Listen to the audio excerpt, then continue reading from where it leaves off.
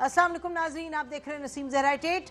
PDM के हवाले से जो बड़ी खबर है वो ये कि पीडीएम ने अब अपना जो जलसों का पूरी आइटिनरी है उन्होंने बयान कर दी है। वो आपके सामने स्क्रीन पे भी आ रही है कि यहाँ जलसे होंगे और जो क्वेटा का जलसा है वो कराची में मुंतकिल हो गया और उसको पीपल्स पार्टी संभालेगी। और जो उससे भी ज़्यादा अहम खबर है वो ये है कि पाकिस्तान के फॉर्मर प्राइम मिनिस्टर पीएमएलएन के सीनियर लीडर शाहिद खाकान अब्बासी साहब जो हैं उनको पीडीएम का सेक्रेटरी जनरल बना दिया गया है। और आपको मालूम है कि फजलुर रहमान साहब जो हैं वो पीडीएम को लीड कर रहे हैं। अब पीडीएम किस रुख जाएगी, क्या करेगी आने वाले दिनों में। साथ साथ हमने देखा कि प्राइम मिनिस्टर साहब ने पिछले 72 घंटों में अब ये दूसरे एक हैं special assistant to prime minister doctor Waqar Masood साहब हमारे प्रोग्राम में बहुत आते रहे और आपको मालूम है कि वो फाइनेंस से उनका ताल्लुक़ रहा है, मेरा ख्याल है कोई कम से कम 30 सालों से। उनको उन्होंने special assistant on to the prime minister on revenue बनाया है। और उसके साथ साथ हमने देखा था कि फॉर्मर कराची के इलेक्ट्रिक के जो सीईओ थे उनको मेरा ख्याल है हफ्ते के रोज़ उनको भी अपॉइंट किया था एसएपीएम। बहरहाल प्राइम मिनिस्टर अपनी इन चीज़ों पर फोकस किया, लेकिन बड़ी जो बात है यकीनन बड़ी बात वही बात है जो कि एपीसी जो है उसके बाद से डेवलप हो रही है पाकिस्तान में। और पिछले कुछ घंटों में हमने देखा है कि गद्दारी के केसेस कुछ काफ़ी लोगों के ख़िलाफ़, एक तो फॉर्मर प्राइम मिनिस्टर के ख़िलाफ़ गद्दारी के केस, उसके बाद 4-5 और मेंबर्स जो हैं पाकिस्तान मुस्लिम लीग के लीडर्स के, जिसमें कि another former prime minister Shahid Khaqan Abbasi, Maryam Aurangzeb साहबा, मरियम नवाज शरीफ साहबा, फिर ज़ुबैर साहब, वो आप देख रहे हैं कि एक वो चल पड़ी है रोक के भाई बह रही है कि जी आप जहाँ कोई बोल रहा है आप उस पर गद्दारी के केसेस लगाएं। वो उस पर भी बात करेंगे। कुछ तारीख़ है पाकिस्तान की ऐसी जब कोई आप देखते हैं कि तनाव पैदा होता है तो गद्दारी का केस फौरी तौर पर लगाया जाता है। ये तो फातिमा जिन्ना साहिबा को से चीज़ एक शुरू हुई है।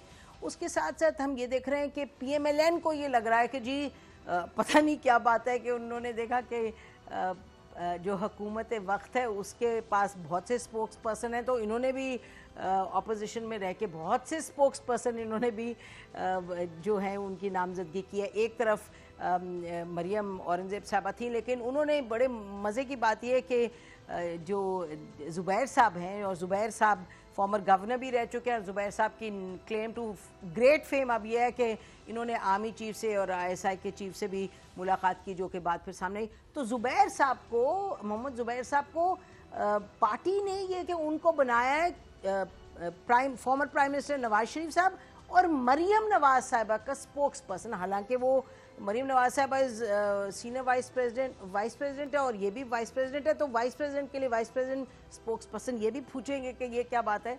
और ये तमाम चीज़ें हो रही हैं और यानी कि जलसे जुलूसों की भी डेट्स आ रही हैं सामने। और फिर शाहिद खाकान अब्बासी साहब ने कुछ देर पहले एक प्रेस कॉन्फ्रेंस की, तो सुनिए उन्होंने बड़े ज़ोरों शोर से क्या कहा, पकड़ना है तो पकड़ो। वो कहते हैं ना वोट को इज्जत दो से मुझे क्यों निकाला से, वो करे पकड़ना है तो पकड़ो। सुनिएगा क्या कहते हैं।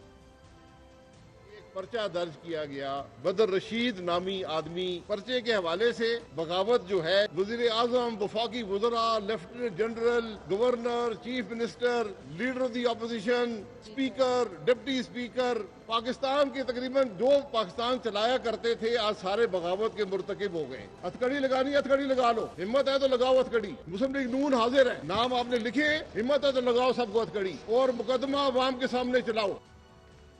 अच्छा, और उसके साथ साथ हमने आज देखा कि ज़ुबैर खान साहब ने भी फरमाया, क्योंकि नाज़रीन हुकूमत की तरफ से 2-3 थीम्स हैं। एक तो ये कि गद्दारी है, दूसरा ये कि हिंदुस्तान से मिल रहे हैं, तीसरा ये कि ये फ़ौज पर अटैक है। तो ज़ुबैर खान साहब ने हिंदुस्तान के हवाले से कि ये हिंदुस्तान के लोगों से, कुछ खुफिया लोगों से मिले, सुनिएगा क्या कहते हैं। इमरान खान ने इंटरव्यू में शुरू किया था, फिर शेख रशीद, शहबाज गिल, फयाज चौहान और तमाम वज़रा बीच में कूद पड़े कि जी इंडियन कनेक्शन। मियां नवाज शरीफ के हवाले से उन्होंने कहा कि जी 3 इंडियंस मिले थे लंदन में, मियां नवाज शरीफ को 3 इंडियंस की जरूरत नहीं है, मियां नवाज शरीफ के साथ 22 करोड़ पाकिस्तानी हैं, हमें ये भरोसा है, आज इलेक्शन करवा के देख लें।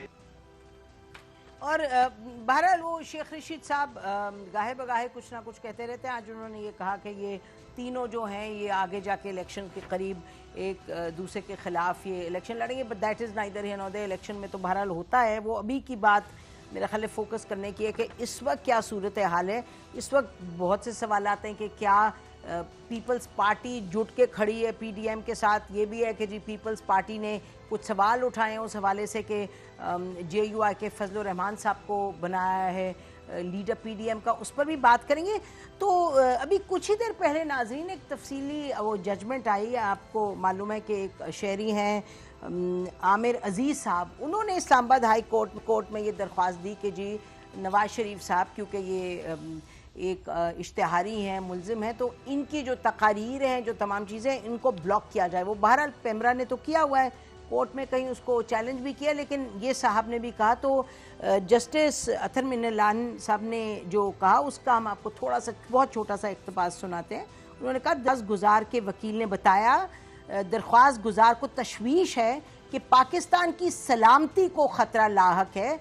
वाज़ह रहे कि पाकिस्तान की सलामती कमज़ोर नहीं है और ना ही इसे महज सियासी बयानबाजी से ख़तरा लाहक है। भी सलाम पेश करते हैं धर्मिल्ला साहब को कि बड़ी क्लियर कट बात की। पाकिस्तान कोई छुई मुई नहीं है, पाकिस्तान कोई मजाक मुल्क नहीं है। अल्हम्दुलिल्लाह बड़ा ताकतवर मुल्क है, ताकतवर लोग हैं, बड़ी ज़बरदस्त फ़ौज है, और इसको आप ये कोई तो नहीं कि कोई स्टेटमेंट के साथ कुछ हो जाए मुल्क को।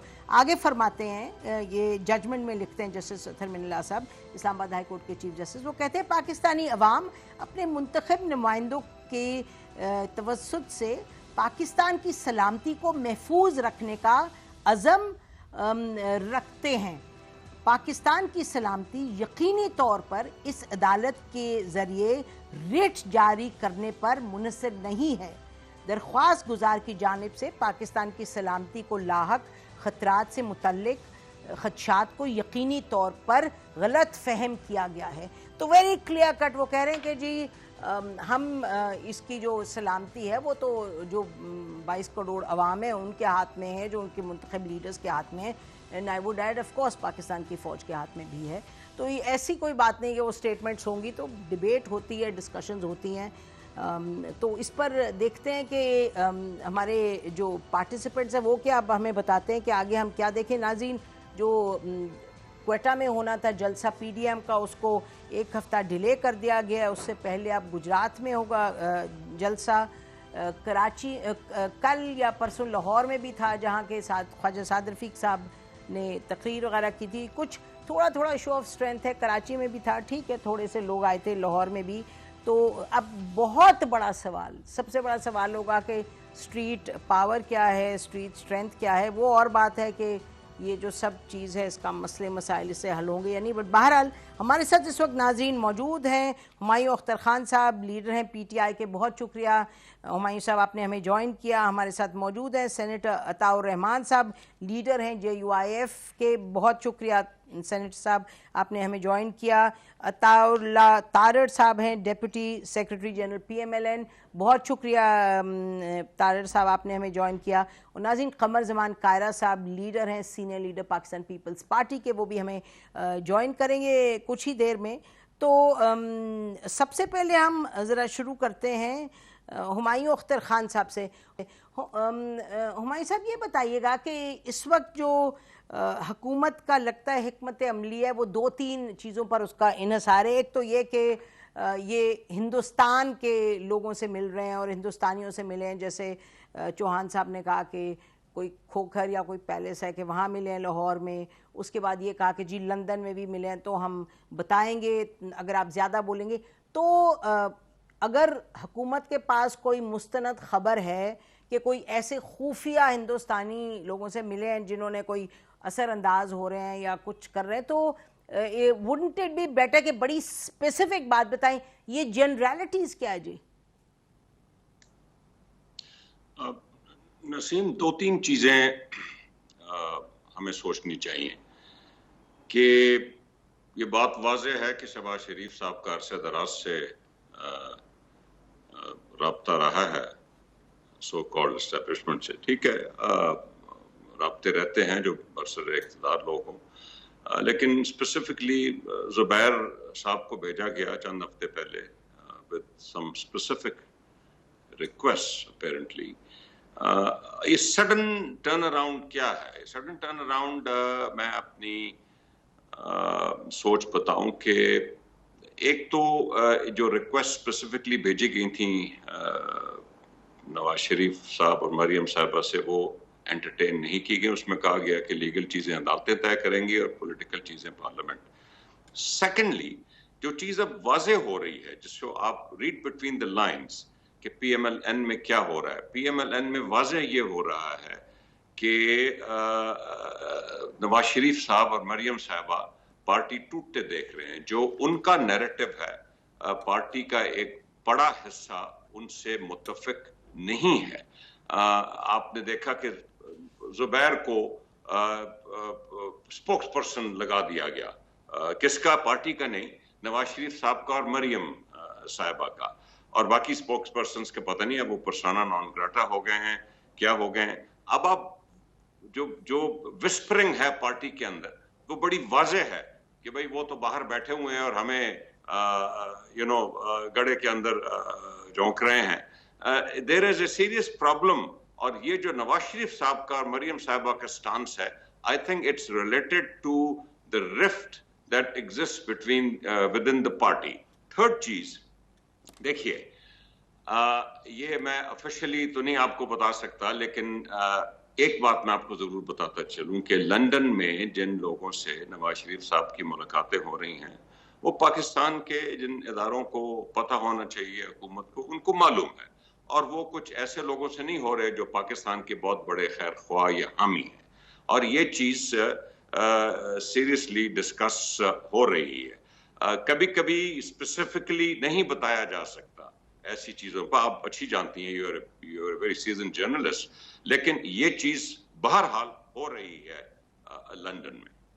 अच्छा, ठीक है। तो ये मैं आपको वैसे बताती चलूँ, आप कह रहे हैं सीजन जर्नलिस्ट, लेकिन क्योंकि इतनी देर से पाकिस्तान की सियासत को और सिक्योरिटी को देखते रहे हैं, ये इस चीज़ पर माजरत के साथ हुमायूं साहब, ये मुझे चीज़ क्रेडिबल नहीं दिखाई देती। बहैसियत एक ऑब्जेक्टिव एनालिस्ट के, जब कोई ये कहे ना कि जी वो उसको मिला है, वो पाकिस्तान का दुश्मन है, मैं तो हमेशा ये कहूँगी जी बताएं स्पेसिफिक, क्योंकि अदरवाइज आपको मालूम है कि जो अपोजिशन में होता है, जो हुकूमत में होता है, you just turn the positions around. और आपने खुद देखा है, आप मेरे से ज़्यादा जानते हैं कि किस तरीके से इंडिया कार्ड, और ये तो हो भी सकता किसी ने मुलाकात की हो, तो इस वजह से लाजमी है कि बताएं कि जी कौन है। ये हवा में बातें तो फिर अब ये अपोजिशन को अगर अटैक करना है तो यूज दैट कार्ड। बट मैं आपके पास आऊंगी तार साहब, आपसे मैं एक बात कहता चलूं आपकी इजाजत से। देखिए, मैं नसीम, आपको पता है कि मैं हवाई बात नहीं करता, मैं ये विस्परिंग और सुनी सुनाई बात नहीं कर रहा। मैंने जो ये स्टेटमेंट दी है लंदन की, ये क्रेडिबल इंफॉर्मेशन पे बेस्ड। ठीक, ओके। तो क्रेडिबल इंफॉर्मेशन, नाज़रीन, तो फिर हम तो ये ज़रूर कहेंगे कि अगर क्रेडिबल इंफॉर्मेशन है, जिसके पास इख्तियार है कि ये इंफॉर्मेशन पब्लिक करे, अदरवाइज ये क्रेडिबल नहीं होती। आप हुमायूं अख्तर साहब को यकीनन बताई होगी, जो रेलिवेंट लोग हैं उन्होंने, लेकिन उनसे हम कहेंगे कि आप बात स्पेसिफिक करें, पब्लिकली करें, क्योंकि पाकिस्तान में तो पूरी तारीख भरी है इन चीज़ों से, इंजीनियरिंग फैक्ट्स, इंजीनियरिंग ट्रूथ। तो सेनेटर साहब, ताउर रहमान साहब आपके पास आते हैं और आपके पास भी आते हैं तार साहब, बहुत से सवालात बाकी हैं, ब्रेक लेते हैं, आप लोगों के पास आके फिर सवालात के जवाब पूछेंगे। Stay with us.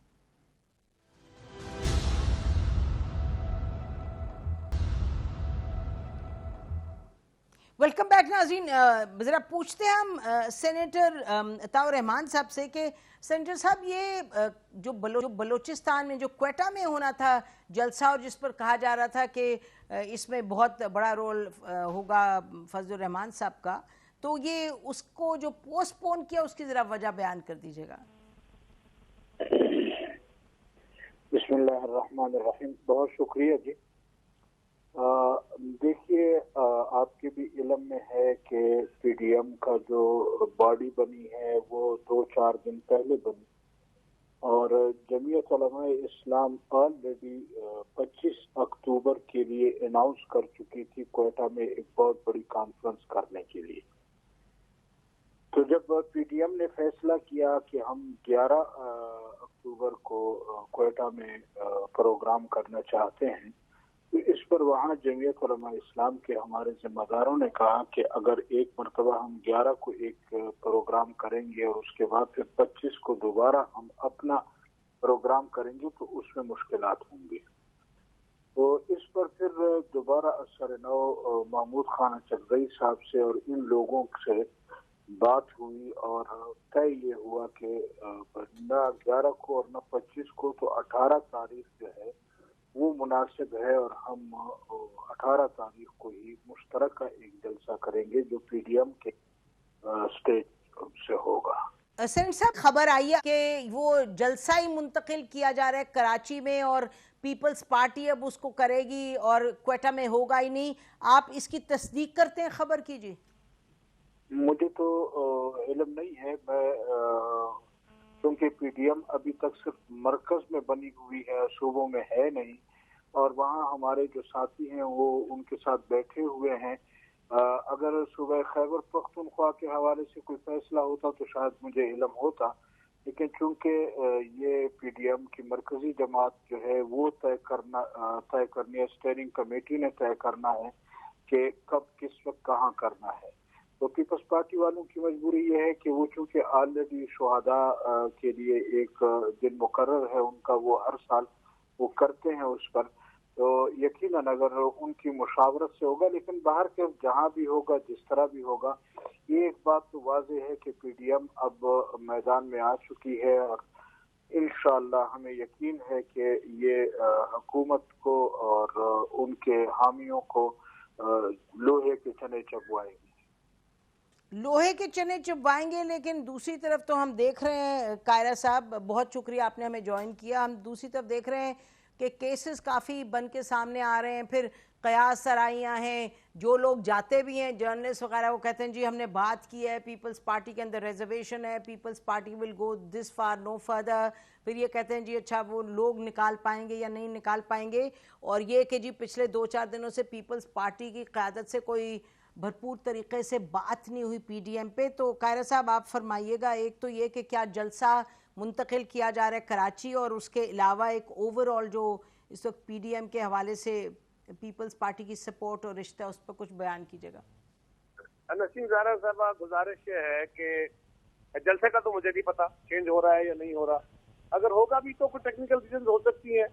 इब्तदाई क्योंकि फॉर्मेशन स्टेज थी ना जी, तो पहली मीटिंग हुई, उसी मीटिंग के अंदर बाकी फैसले हुए, तो हो सकता है उससे कोई बेहतर जगह रखी गई हो या बेहतर मौका रखा जी। अभी कर दिया एहसन इकबाल साहब ने, जस्ट फॉर योर इन्फॉर्मेशन, के 18 तारीख को कराची में होगा। एहसन इकबाल साहब जस्ट अनाउंस्ड इट जी। बड़ा मैं कह रहा हूँ, मुझे नहीं पता जी कि क्या होगा। सिर्फ ये है कि जहाँ भी होगा ये पीडीएम का जलसा होगा। और मैंने गुजारिश की क्योंकि हमारी पहली मीटिंग थी पीडीएम की फॉर्मेशन के हवाले से, इसकी स्ट्रक्चरल, और उसके बाद उसके अंदर ये फैसले होना कि जलसा कब होगा, अगला जलसा कब होगा, तो इसमें स्टार्ट में कुछ टीचिंग प्रॉब्लम हो सकते हैं, ये कोई बड़ा इशू नहीं होगा। रही बात के पीपल्स पार्टी कितने आगे तक जाएगी, पीपल्स पार्टी ये पहले जरा गौर करे दो बातें। एक तो हमें कहा जा रहा है कि इनकी क्योंकि सिंध में गवर्नमेंट है, ये सिंध में गवर्नमेंट नहीं छोड़ना चाहेंगे, सिंध में गवर्नमेंट नहीं छोड़ना चाहेंगे, तो उसका तरीका क्या, जरा गौर करें इसमें, किस आर्गूमेंट में कितनी जान है। सवाल ये है, माजी में कुछ हुकूमतों को गिरा के, जिसमें हमारी हुकूमतें भी शामिल थी, थर्ड पार्टी इलेक्शन कराती थी, मैनेज और मनूवर्ड इलेक्शन होते थे और इलेक्शन छीन लिए जाते थे। आज हमारा मुतालबा क्या है, आप जरा गौर फरमाइए। अगर हम ये इलेक्शन इस गवर्नमेंट को गिराने में, इस गवर्नमेंट को फारग करने में और इदारों को सियासत से मदाखलत से बाज रख के एक फेयर एंड फ्री इलेक्शन कराने में कामयाब होते हैं, इस तहरीक को मंतकी निजाम तक पहुंचाते हैं, तो फिर हमें तो पहले से ज्यादा वोट मिलने का इम्कान है ना। फिर ये तो नहीं है जिस दिन इनकी हुकूमत गई उस दिन ये पूरी पार्टी तितर बितर हो जानी है, ये तो पहले ही कहीं का रोड़ा जोड़ा हुआ है। लिहाजा ये बात बिल्कुल करीने कयास नहीं है या लॉजिकली गलत है कि जी पीपल्स पार्टी की हुकूमत है इसलिए भी छोड़ना चाहेंगे। अगर हम हुकूमत छोड़ेंगे, इस हुकूमत को गिराएंगे, उसके नतीजे में ज्यादा वोट मिलने का अमकान है। छोड़िए अगली बात को, वादे तौर पर अमकान है। अगली तीसरी बात कि आजकल बड़े फतवे लग रहे हैं, मियां नवाज शरीफ साहब गद्दार हो गए हैं, उनकी क़यादत गद्दार हो गई है, उन्होंने पाकिस्तान के खिलाफ कोई बातें कर दी हैं, पाकिस्तान के मफाद के खिलाफ। ये जो गाली गलौज ब्रिगेड ने नया रूप इख्तियार किया है कि उन्होंने जो नया रूप इख्तियार किया है वो रूप नया नहीं है। मैं तो बहुत दिनों से कह रहा हूं कि ये हुकूमत न सिर्फ इल्जाम तराशी करेगी, फाशिज्म का कमाल क्या होता है, फाशिज्म अपने मुखालिफिन को मुल्क दुश्मन साबित करना चाहता है। पाकिस्तान के अंदर मुल्क दुश्मन होने का, हिंदुस्तान का एजेंट होने के दावे नारे लगते रहे और किन के खिलाफ लगे। पहला नारा हुसैन शहीद सोहरावर्दी जो बंगाल के वज़ीर आला थे पाकिस्तान बनने से पहले, इन्होंने पाकिस्तान बनाने में बहुत बड़ा कायद आज़म का साथ दिया। किसी सूबे में अगर मुस्लिम लीग की गवर्नमेंट ही जिससे कोशिश की थी तो वो हुसैन शहीद थे, उनको गद्दार कहा गया। कायद आज़म की बहन मोहतरमा फातिमा जिन्ना साहबा को गद्दार कहा गया। जुल्फ़िकार अली भुट्टो शहीद, जिनकी पार्टी जो खुद उनकी जमात, उनके बच्चे इस मुल्क पर कुर्बान हुए, उन्हें गद्दार कहा गया। बेनज़ीर भुट्टो शहीद को सिक्योरिटी रिस्क कहा गया। आसिफ ज़रदारी साहब को कहा। ये बात याद रखें, जितने लोगों को गद्दार कहा गया, इस गद्दारी के इल्जाम लगाए गए इस मुल्क के ताकतवरों की तरफ से और चपड़ गनासियों की तरफ से, वो सारे के सारे लोग तारीख में आज हीरोज के तौर पे जाने जाते हैं। उनकी कब्रें भी आबाद हैं और जिन लोगों ने इल्जाम लगाए थे और फतवे दिए थे वो तारीख के कब्रिस्तान में या कूड़ेदान में कहीं गुम हो चुके, नाम लेवा कोई नहीं है। तो ये नारे लगाना बहुत गलत बात है। और चौथी गुजारिश ये है कि इमरान खान साहब का अपना जो बयानिया था वो बयानिया सामने रखें। कोई ताकत हमें, इमरान खान जो कहता रहा वो हमारा, वैसे तो वो नामुनासिब अल्फाज थे, लेकिन वहां तक जाने से तो हमें कोई नहीं रोक सकता। वहां तक तो खान साहब खुद अपना रास्ता छोड़ के गए हुए हैं। जो बातें जिस असलूब में, जिस तरीकेकार से वो जलसों में मुखालिफिन को, वो जलसों में हमारे इदारों को, वो जलसे में पाकिस्तान के जर्नैलों को, वो हमारी अदालतों को किस तरह मुखातब और मुर्द इल्जाम ठहराया करते थे, अगर वो गद्दारी नहीं है तो फिर आज गद्दारी क्यों है।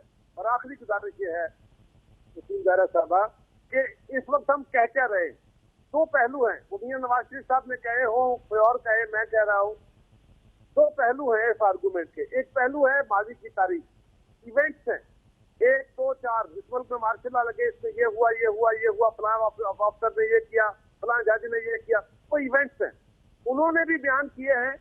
गवर्नमेंट का फर्ज बनता है, अगर कोई बयान गलत है, अगर किसी अफसर पे लगने वाला, हाल में या माजी के किसी अफसर के खिलाफ लगने वाला इल्जाम गलत है, तो उसका सबूत देके कहें कि ये गलत इल्जाम है। एब्सोल्युटली, बिल्कुल ठीक, बिल्कुल सही फरमा रहे कारी साहब। बड़ी तफसील में आपने बात की। हमें ब्रेक लेनी होगी। ताड़ साहब, आपने सब बातें सुनी, बाद आके इस पर आपसे सवाल बहुत से करने को है। और नाज़रीन, बिल्कुल बात दुरुस्त है, चाहे इन्फोर्स्ड डिसअपीयरेंस की बात हो, या लोग गायब हो जाने की बात हो, या मीडिया पे अटैक करने की बात हो, या किसी लीडर का कहना हो कि पाकिस्तान के खिलाफ बात है या कुछ।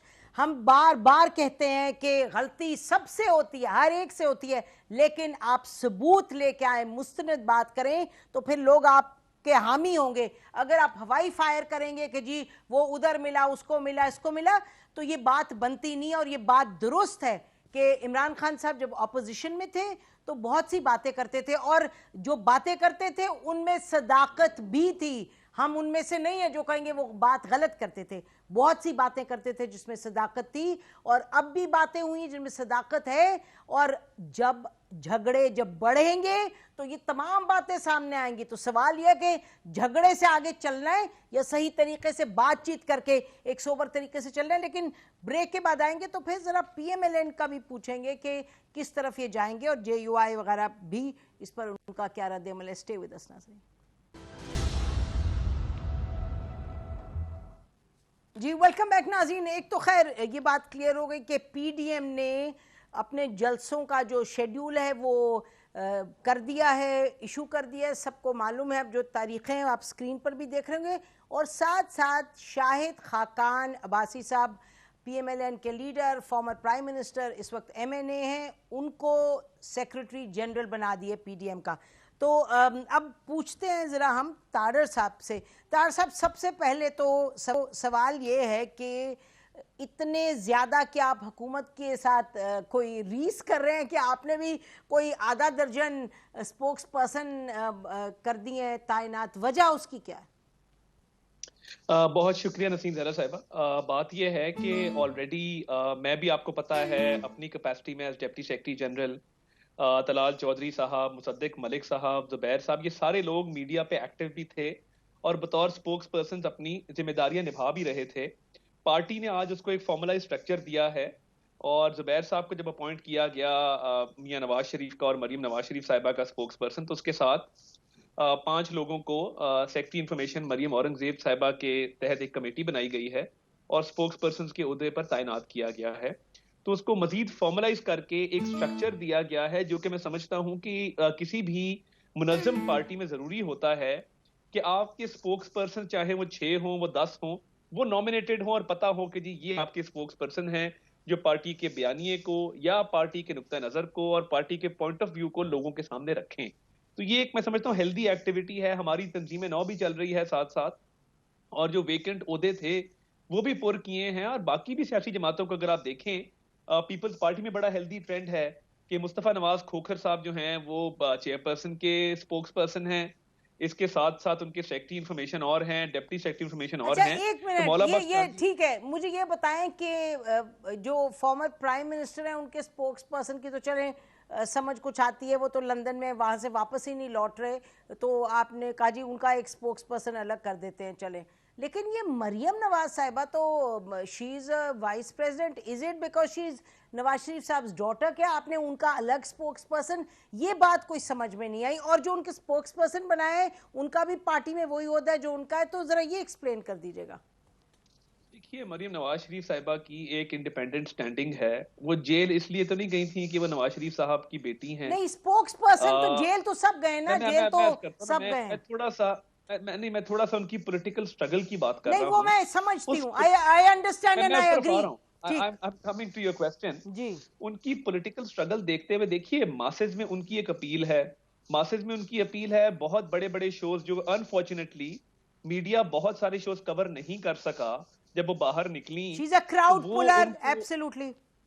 She's a crowd puller, and वो जब निकलती हैं, बात करती हैं, लोग सुनते हैं। सुबह के 4-4 बजे तक सड़कों पे रश होता है।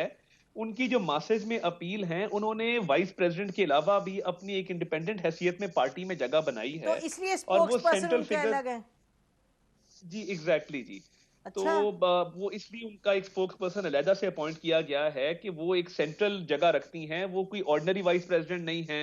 मासेज में अपील होने की वजह से, एक पॉलिटिकल स्ट्रगल होने की वजह से उनको लोग पसंद करते हैं, लोग उनको चाहते हैं, और उस वजह से फिर उनका एक अलहदा से स्पोक्स पर्सन भी अपॉइंट किया गया है। ठीक ठीक। अच्छा, अब ये बताइएगा कि जो आप पर काफ़ी, आप मेरा ख्याल है माशाल्लाह आधा दर्जन लोगों पर आप पर वो गद्दारी के केसेस मेरा ख्याल है FIR कर दिया है आप लोगों के खिलाफ, तो क्या करेंगे आप?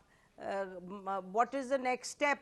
इस तरह की चीज़ को आप कहीं जाके कंटेस्ट कर सकते हैं? तो खैर FIR है, उस पर तो मेरा ख्याल है आगे जो भी तरीक़ाकार है वो चलेगा, लेकिन आप लोग क्या कोई और प्रोएक्टिव एक्शन ले सकते हैं? कोर्ट में जाएं, कहीं जी ये किधर है, वेयर इज द एविडेंस, हमारे खिलाफ क्या करने हैं?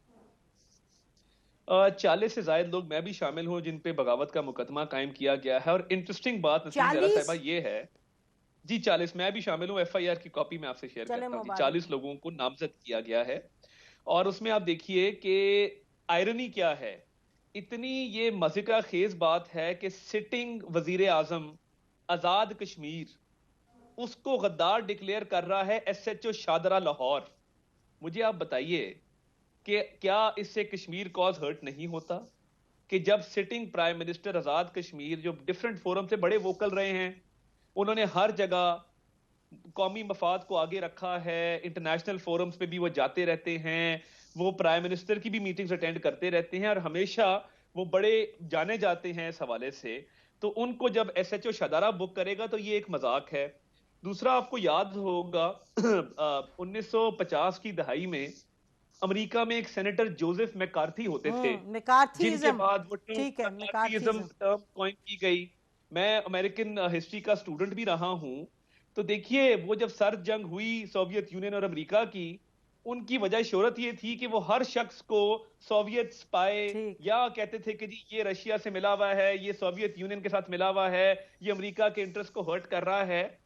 वो ये मैं समझता हूं कि मैकार्थीइज्म की री इनकारनेशन है। मैकार्थीइज्म ने दोबारा जन्म लिया है एक डिफरेंट फॉर्म में, कि जब पूरी हुकूमत वजीर आजम से लेके तो तर्जुमानों तक जो है वो गद्दारी के सर्टिफिकेट बांट रही है। मेरा एक जाती व्यू है, और मैं बतौर एक पाकिस्तानी और बतौर एक पाकिस्तानी शहरी ये समझता हूं कि कोई भी सियासतदान वो गद्दार नहीं होता।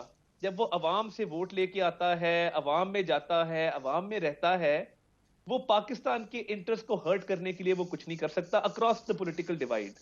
और देखिए, अगर पॉलिटिकल रेटरिक की बात है, 10 बातें मैं भी कर सकता हूं, वो जेब नहीं देता कि हम इस लेवल पे पढ़े लिखे लोग बैठ के जो हैं वो इस तरह की बातें करें, फलां फलां को मिला, फलां फलां को मिला, और एविडेंस ना दें। लेकिन वो हाँ जब जी, ये बात ठीक है, लेकिन बहरहाल अच्छी बात है अगर PMLN ने ये समझ आ गई PMLN को, क्योंकि अपने दौर में आप लोगों ने भी गद्दारी के वैसे सर्टिफिकेट्स तो दिए इधर उधर लोगों को, लेकिन बहरहाल अगर समझ आ गई अब तो बहुत अच्छी बात है। नाज़रीन, ब्रेक लेते हैं, ब्रेक के बाद आके फिर ज़रा तमाम जाएंगे पैनलिस्ट के पास और उनसे पूछेंगे कि कायरा साहब जो हैं उन्होंने तो बड़ी तहरीकें ऐसी देखी हैं, हुमायूं अख्तर साहब ने दूसरी तरफ से भी चीज़ें देखी हैं फ्रॉम द अदर साइड, तो पूछते हैं कि ये अब आने वाले दिनों में क्या होगा, क्योंकि बहुत से लोगों का कहना है कि ये थोड़ी दूर जाके तमाम ये गाड़ी रुक जाएगी क्योंकि इसमें जान नहीं है, क्योंकि डिवाइड हो जाएंगे लोग and so on so fourth. तो बात करते हैं ब्रेक के बाद, stay with us. Come back नाज़रीन, हुमायूं अख्तर साहब, तो ये फिर अब वॉर पाथ पे चल पड़ी है हुकूमत भी, यानी कि जो बड़ा सवाल उठता था कि प्राइम मिनिस्टर बहैसियत chief executive he is not reaching out, बातचीत नहीं कर रहे। प्रोग्राम में हमने सुना खुर्रम दस्तगीर साहब ये भी कह रहे थे कि अगर गिलगित बल्तिस्तान पे बात करें प्राइम मिनिस्टर तो ये इनफैक्ट हामिद मीर साहब के प्रोग्राम में उन्होंने ये कहा कि सोच सकते हैं हम कि बातचीत करें। तो लगता ही है कि ये तय कर लिया है हुकूमत ने कि बातचीत का तो कोई सवाल ही नहीं है, बस अब सर्टिफिकेट देने, कोई गद्दार है तो कोई ये है, कोई इंडिया से मिला हुआ है। और ये जो सर्टिफिकेट्स की बात है, हुमायूं अख्तर साहब आप तो बड़े यानी आपका बिजनेस बैकग्राउंड भी है, तो आप तो समझते हैं कि एविडेंस वगैरह ये तमाम चीज़ें कितनी क्रिटिकल है। आप नहीं एडवाइस करेंगे जो ये सर्टिफिकेट्स बांट रहे हैं कि भाई थोड़े से हकायक भी दे दें साथ, बजाय के एक थीम्स देने के कि लोग गद्दार हैं? आई एम श्योर कि अगर इसमें आगे बढ़ा जाता है तो जब वक्त आएगा और मुनासिब फोरम होगा तो हकायक भी दे दिए जाएंगे। लेकिन मैं अभी ये देख रहा हूँ नसीम ज़हरा साहिबा के नवाज शरीफ साहब और मरियम साहिबा जीरो सम गेम की तरफ मूव कर रहे हैं, और टारगेट जो है वो पाकिस्तान की इस्टेब्लिशमेंट है और पाकिस्तान की जुडिशरी है। ये पॉलिटिकल इदारे नहीं हैं। इनको तो घसीट के, बिलखसूस इस्टेब्लिशमेंट को घसीट के पॉलिटिकल अरीने में लाया जा रहा है, पॉलिटिकल रिंग में, कि नहीं आप पे भी हम इल्जाम लगाएंगे। ये अगर ये कोई समझ रहा है कि अवाम में इसकी किसी किस्म की कोई पजीराई होगी तो ये गलत है। एक तो ये पॉलिटिकल इदारे नहीं है, दूसरे ये इदारे अवाम की नजर में कोई अनपॉपुलर इदारे नहीं है। बिलखसूस पाकिस्तान की जो एस्टेब्लिशमेंट है उसकी जो सर्विसेज हैं, जो उसने टेररिज्म खत्म किया है, जो उसने लॉ एंड ऑर्डर बेहतर किया है, जो उसने ज़लज़ला हो तब वो आती है, फ्लड आए तब वो आती है, नाले तक साफ करने पर तो आपने लगा दिया है, कोरोना हैंडल करने में उनका एक बड़ा मस्बत किरदार था, लोकस्ट उनके जरिए हैंडल हो रही है। तो जहां तक पाकिस्तान कुर्बानियां आप देखें कितनी वो दे रहे हैं, हजारों की तादाद से शहादतें हैं। ये अवाम की नजर में एक अनपॉपुलर इदारा नहीं है, नई जुडिशरी अनपॉपुलर है। तो ये जो टारगेट नवाज शरीफ साहब कर रहे हैं, मुझे समझ नहीं आती कि जीरो सम गेम के अलावा कि ये आर या पार वाली उन्होंने। तो आप इस पे क्या कहेंगे कायरा साहब, ये जो कह रहे हैं हुमायूं अख्तर साहब के अटैक करेंगे तो आपके साथ अवाम तो नहीं होगी? बात यह है कि पीपल्स पार्टी के खिलाफ भी ये इल्जाम लगता रहा कि अटैक करते हैं। और हमने हर दौर में ये बात वाजे की कि हम जब भी हुकूमत में आते हैं पाकिस्तान के दिफा को मजबूत करते हैं, दिफाई इदारों को मजबूत करते हैं, उनकी सलाहियतों को बढ़ाते हैं। ये हमारा रिकॉर्ड है। हमने कभी अपने इदारों के खिलाफ तसादम की बात नहीं की और वजाहत बिलसराहत कहा। जब भी सियासी अमल के अंदर मुदाखलत की बात की जाती है तो उस वक्त चंद वो टॉप के ऑफिसर्स होते हैं जो ये फैसले करते हैं, क्योंकि वो एक डिसिप्लिन फोर्स है और वहाँ पे ऑफिसर्स इंचार्ज जो होते हैं वो जिम्मेदार होते हैं।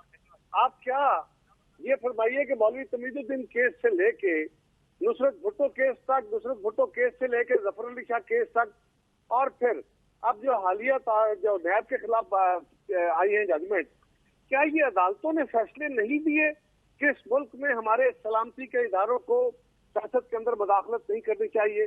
यही बात हम कह रहे हैं ना। एक तरफ बयानिया का एक हिस्सा ये है कि माजी में ये काम हुए और इन कामों से मुल्क का नुकसान हुआ, इदारे का भी नुकसान हुआ, और दूसरा पहलू उसका यह है कि अब आगे क्या होना चाहिए। आगे ये होना चाहिए कि हमें आगे सियासी अमल से एतराज करना चाहिए, हमें हमारे इदारों को सियासी अमल से अलग हो जाना चाहिए। आज अगर कहने से कि हम मुदाखलत नहीं कर रहे तो ये तो काम नहीं चलेगा। हाँ, सवाल ये है कि क्या अपने इदारों के वजूद के ऊपर एतराज हो रहा है? बिल्कुल नहीं। उनकी बका के ऊपर एतराज हो रहा है? उन पीपल्स पार्टी तो ये बात पिछले 50 साल से कह रही है कि भाई हमें सियासी इदारों को अलग करें, कौमी सलामती के इदारों को अपना काम करना चाहिए, पार्लियामेंट को अपना काम करना चाहिए। यही आइन कहता है। ये अगर गुनाह और जुर्म है तो बिल्कुल हम कर रहे हैं और हम करते रहेंगे जब तक पाकिस्तान। बिल्कुल। और इसका नाज़रीन बदकिस्मती से वक्त खत्म हो गया तो हमें प्रोग्राम खत्म करना होगा। तो अच्छी बात है कि जो गिलगित बल्तिस्तान का जो अब इलेक्शन होने जा रहा है वहाँ, तो उधर बड़ी क्लियरली जो प्रेस रिलीज आई थी उसमें ये लिखा गया था कि फ़ौज इसमें इन्वॉल्व नहीं रहेगी। और ये वो जो फेमस मीटिंग थी जिसपे तमाम गिलगित बल्तिस्तान पे बात हुई थी जनरल बाजवा की सियासतदानों से, तो वहाँ बात इधर से भी शुरू हुई थी कि भाई हमें आप दूर रखें और हम दूर रहना चाहते हैं सियासत से। तो बड़ी अच्छी बात है, बड़ी अच्छी सोच है, लेकिन वो तो अपनी जगह देखते हैं आने वाले दिनों में पीडीएम किस तरफ बढ़ती है। नाजरीन, हमारी उस पर नजर रहेगी। आज हमारी तरफ से इतना ही। खुदा हाफिज़। पाकिस्तान जिंदाबाद।